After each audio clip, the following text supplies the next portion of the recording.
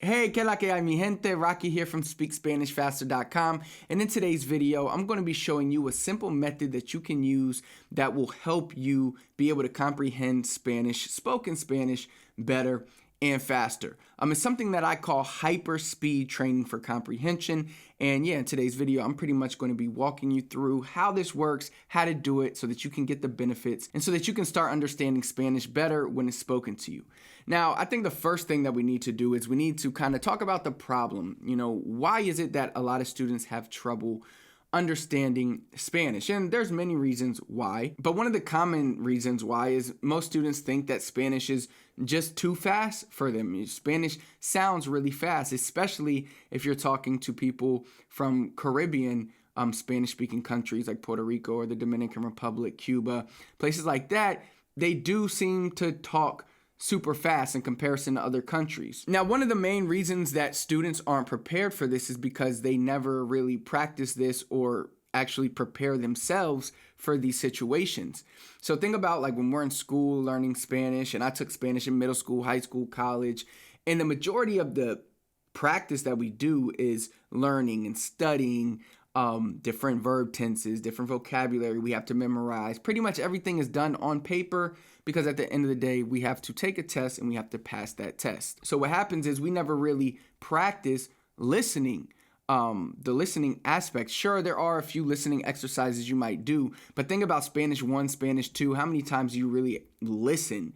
You're always being taught, oh, this is the correct tense for this, and this is the correct tense for that, and this word is for this. But we never really hear these words other than the Spanish teacher telling us how to say the word. But we don't really hear it in conversation, so we're never prepared for real conversations. And we all know that a real conversation in the streets or in a restaurant or wherever you're at is much different than sitting in a classroom and having the teacher saying, this word is pronounced como estás. And it's really different in comparison to when you go on the streets, and this could be New York City, this could be the Dominican Republic, this could be Spain, and somebody's like, hey, ¿cómo estás? Or hey, ¿cómo tú estás? Or many different ways that you can hear it, but it's going to be much quicker and it's just going to sound different than the teacher saying, ¿cómo estás?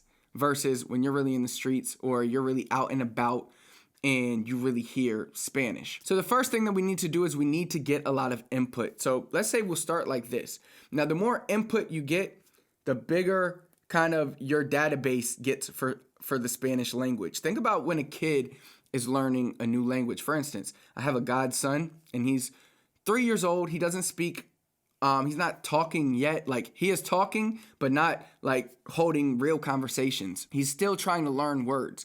Now, for the first 3 years of his life, really mainly once he hit like 2 years old and he could really start to understand what we were saying, his brain is like getting all this input, and it's all this input that's needed before he even speaks. And I think this is a mistake that a lot of students make is, look, I know we all want to speak Spanish like instantly, but one of the keys is to start getting input before we try to speak. You can't try to speak before you've ever heard any input, right? Before you've ever downloaded the input into your brain. You don't know how to properly say the words. You don't know the words. You don't know what the words mean.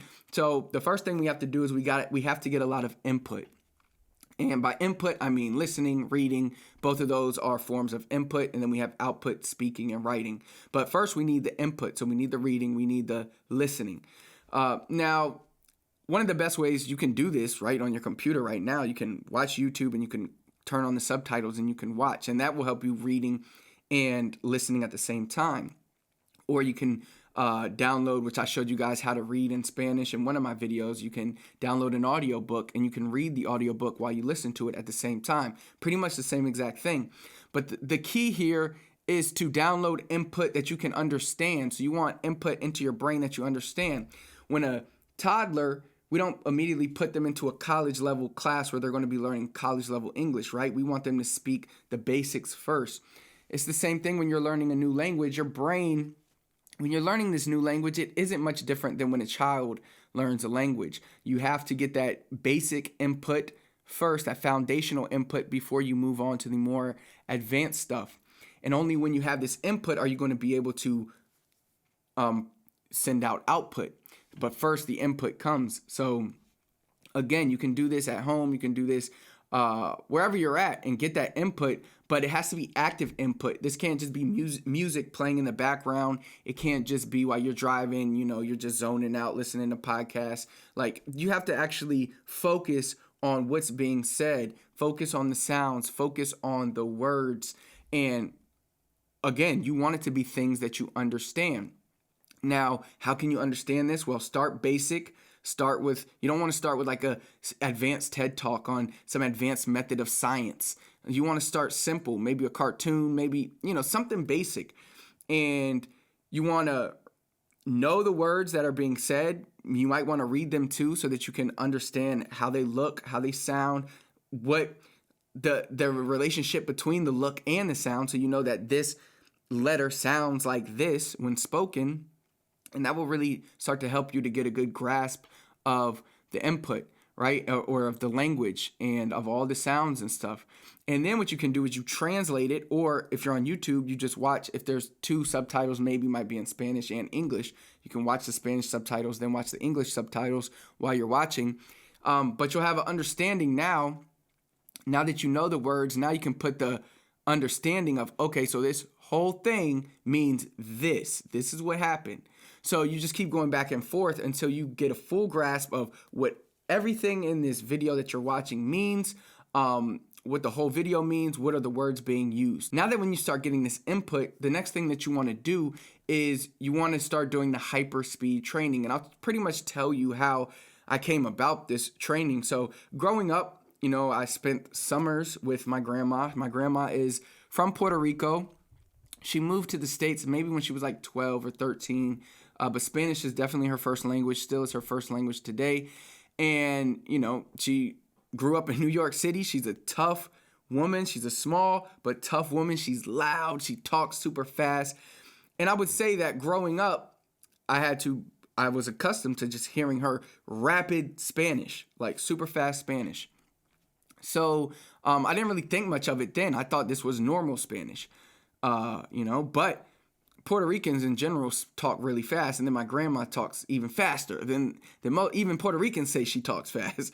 So it kind of helped me because I was always taught at this super fast level.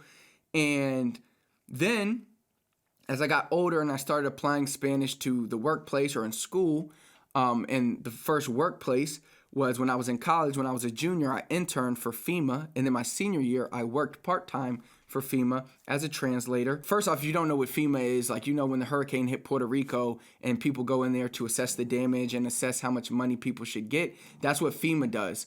So we would get letters from people, we would get phone calls, and I would have to dissect all different types of stuff, audio, handwritten stuff, but mostly the audio, and not just from Puerto Rico, but from anywhere in America that had an issue and the person that needed help was a Spanish speaker. I would have to dissect those phone calls and stuff and translate. Now, the one thing that you'll notice is that a lot of these places where people need help are the less fortunate people, the less educated people. And that usually means their Spanish is going to be more choppy. It means their Spanish is probably not going to be 100% proper.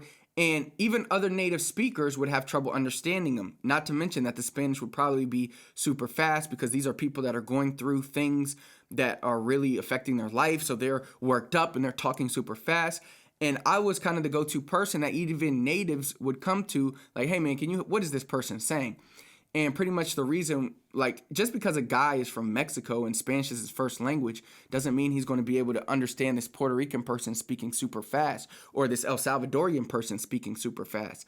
So based on my history growing up, I was able to easily understand that because everything was like slow motion for me. No matter how fast it was, I was used to that growing up with my grandma. So over the years, I thought, how can I bring this to students? Is there any way I can help them use this to slow down Spanish for them so that they could understand it better? And that's pretty much how this whole method came about. But long story short, once you get a lot of input, let's say choose one video. Let's just start right now. Choose one video on YouTube to watch. Make sure it has Spanish subtitles and English subtitles. Now, watch both for a few days, maybe a week. Do this every day. Get a full grasp of what's being said Get a grasp of all the words, write down words you don't know, translate them. Make sure you know this video by heart. Now, once you know this video by heart, I want you to speed it up for like a week. Continue to watch this video at 1.25 speed, so a little faster. You can go on YouTube, you can click the speed button, and you can increase the speed a little bit. Increase that speed. Stick with the same video, but the increased speed for like a week. And then the next week, come back, play it at regular speed. I guarantee it's going to sound slow motion to you. Now, this is going to do a few things. One, you're getting good input every single day. Your brain is going to start, you're going to subconsciously start knowing how to pronounce these words properly. You're going to start subconsciously knowing intonation properly, or proper intonation. And then everything's going to slow down for you. So you'll be used to this fast speed. And when you continue to do this over and over again, it doesn't really matter which country you're in. Sure, there will be times when somebody might say a word that you don't understand, but the reason you don't understand is not because it's too fast, but it's because you just don't know the word. So this is drastically going to help your listening comprehension. It's going to help you in real situations with native speakers. It's going to help you be able to dissect the things that they're saying, which is going to help you understand it faster and help you respond easier and faster. And again, all the input you get is going to increase your database and allow you to improve your response time. You could call it that. So yeah, that's pretty much the hyperspeed training for comprehension method. Definitely test it out. Let me know if you like it. Let me know if it helps you. Let me know. It's going to feel surreal because it's like everything's going to slow down, and it's really going to feel like regular speed is slow motion. You're going to be like, dang, is this how slow they're really talking? And that's when things will start to become easy for you. If you found this video helpful and you're really looking to take your Spanish speaking to the next level so that you can confidently and comfortably speak with the natives, so that you don't always have to think about what you're going to say, but so that you can understand quickly from them, respond easy. Look, no matter how many years of Spanish you've had and you've been struggling, I'm going to reveal 3 secrets in this training that I want to give to you for free that's going to help you really improve your Spanish speaking. To get access to that free training, all you have to do is click the first link in the comments. That's going to take you to a page. I ask you for your first name, your email, you put in your information out, and I will instantly send you over access to that training.